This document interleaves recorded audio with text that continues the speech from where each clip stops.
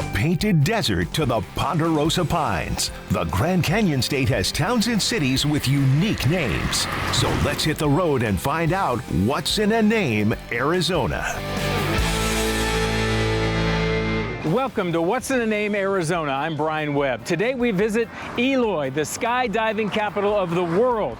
We're going to do some indoor skydiving because frankly I'm too scared to jump out of a real airplane, but it's the next best thing. We'll also visit the world famous Rooster Cogburn Ostrich Ranch, where some of the strangest creatures on earth become your best friend. Then we go to the Santa Cruz Valley Museum to find out some of the history of Eloy and how it got its name. So join us on this edition of What's in a Name, Arizona in Eloy.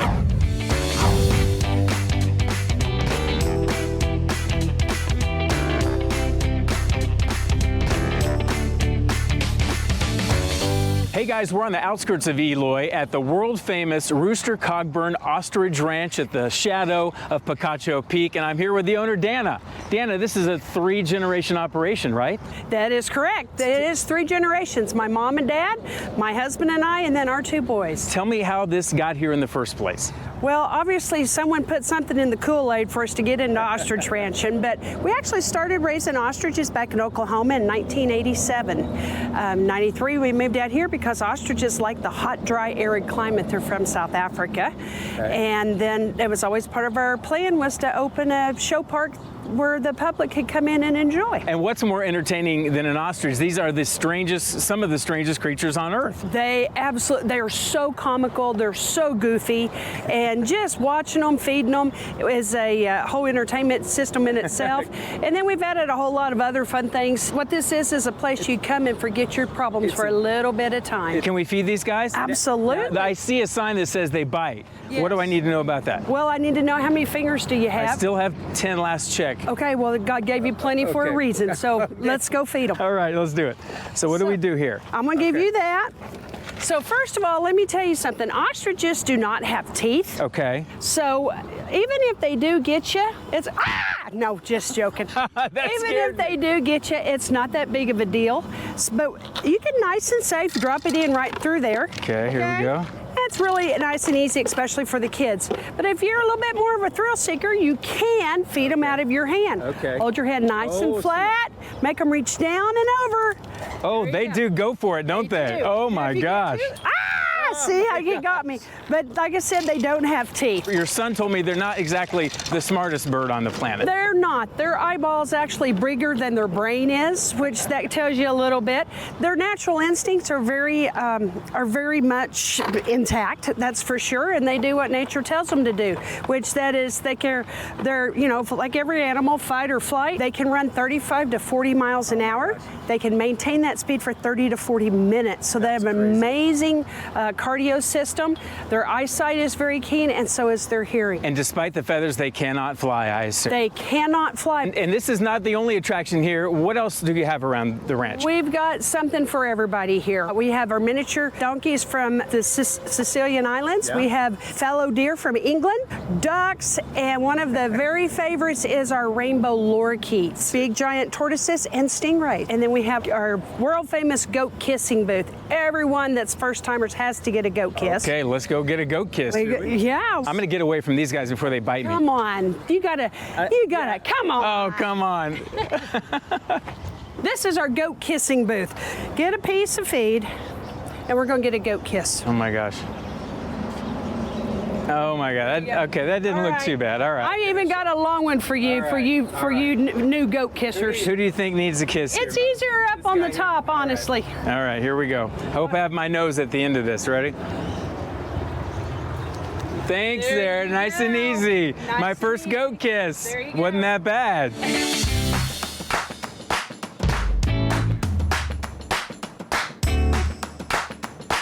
All right, Dana, where are we now? So we are in our rainbow lorikeet forest, and this is one of the favorite exhibits. You want to come right over here with me? Okay. So what I want you to do is we're going to make you a bird post. Okay. So anyway, these are rainbow lorikeets. They are a brush-tongued parrot. Oop! Hello. You got a friend. They're a brush-tongue parrot from Australia, and they don't eat seed. They only eat with their tongue. So they actually lick. They lick the food. So watch them. They're going to take the lid off. Whoa! Look. There you go. How do they know how to do that? They have taught themselves that. Pretty cool, huh? Wow. And they actually drink with their tongue. And they're just licking it these guys will land on you. Good news is every time they're sitting on your head, they don't necessarily poop. I was going to say, will I have a new design on my shirt by the end of the day? You may. Okay. Here's the thing: if you get pooped on by a rainbow lorikeet, it's good luck, right? It's good luck. Okay. It's like seeing a falling star. There you go. Very cool. So tell people how they can come here and when they can come here and everything they can see one more time. So we are seasonal. We are open year-round, but we have different hours, summertime and wintertime. And it's the darndest place you'll ever visit. It's the darndest place you'll ever visit. What this place is about is everybody, it doesn't matter if you're 102 or 2, it's just fun for everybody, and everybody gets to be a 6-year-old. Good stuff, Dana. Thanks for having us. Appreciate You bet. it. Great stuff. Cheers. See ya.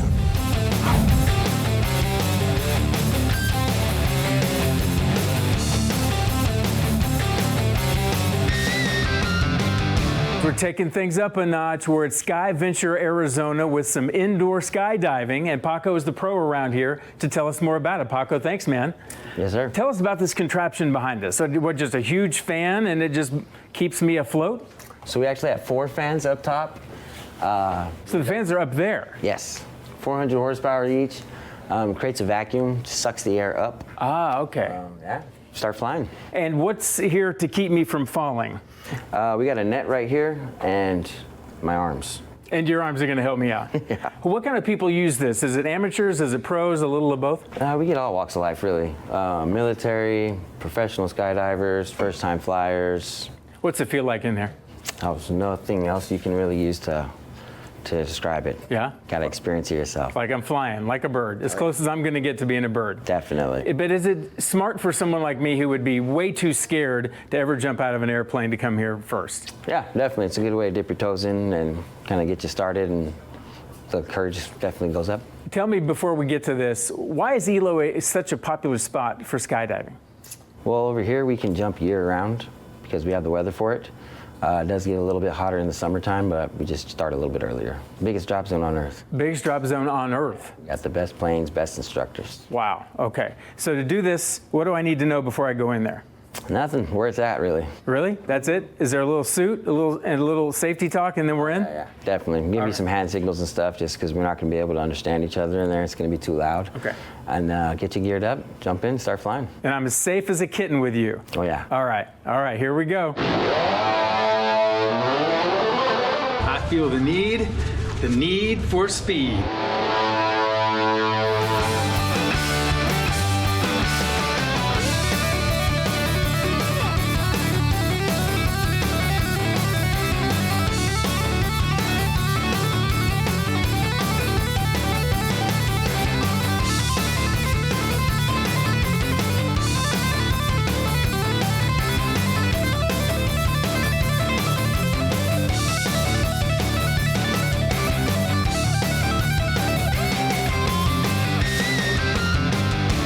Paco, that was great, man. You're a great instructor. You did great. Well, I tried my best, but you are amazing in there, so you can pretty much do anything you want to do at this point.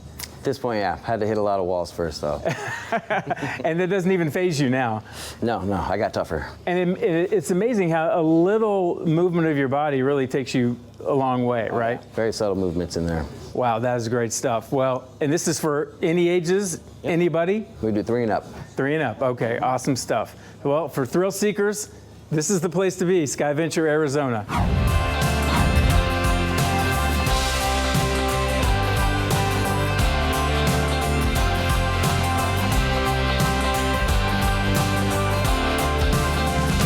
After a few adventures, we're going to learn a little bit about the history of Eloy. Andrew Rodriguez is the executive director of the Eloy Chamber of Commerce. Andrew, thanks for your time today. Oh, thank you. How did this town get here?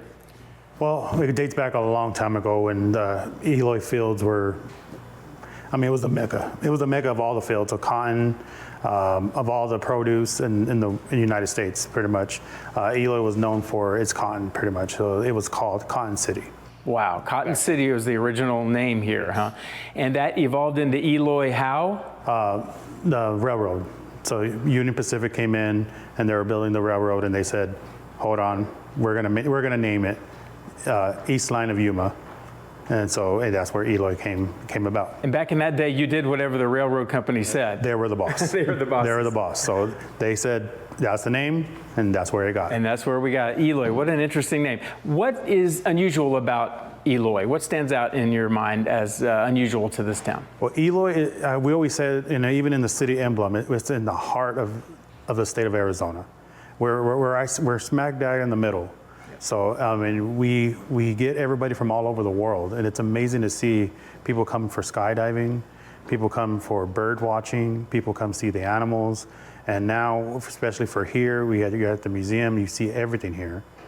We have a lot of history, we have a lot of sports. People come from our sports from the past, now they're playing in the NFL, they're playing professional baseball. As much or more than any other town in Arizona, right? Per capita, we are putting out more people out there than anything. And there are 19 or so thousand people live in Eloy, but you said it's a huge city land-wise, right? We're pretty much the biggest city in the state of Arizona, land-wise, but we're still the hometown feel. Eloy, in one way or another, has been around for a long time, but the actual city itself is a little bit younger? Yes. Well, tell me about that, how far it dates back. Just last December, Eloy celebrated their 75th anniversary of their birthday.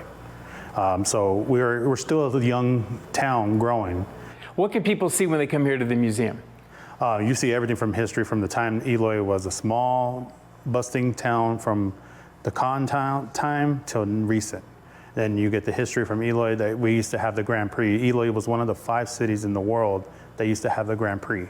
And even our park and Main Street was designed for the Grand Prix. Wow. And so history of like that, and here you'll see everything.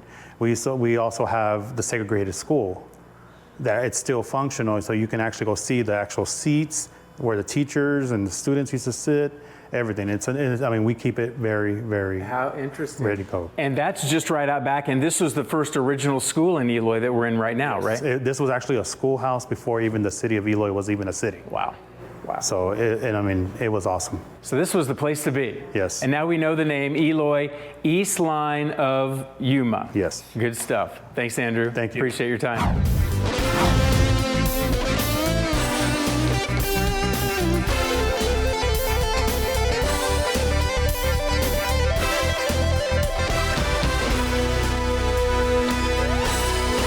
That's a wrap on our adventure to Eloy, Arizona. We did some indoor skydiving, fed some ostrich, and found out some of the history of this great city. Join us next time on What's in a Name, Arizona.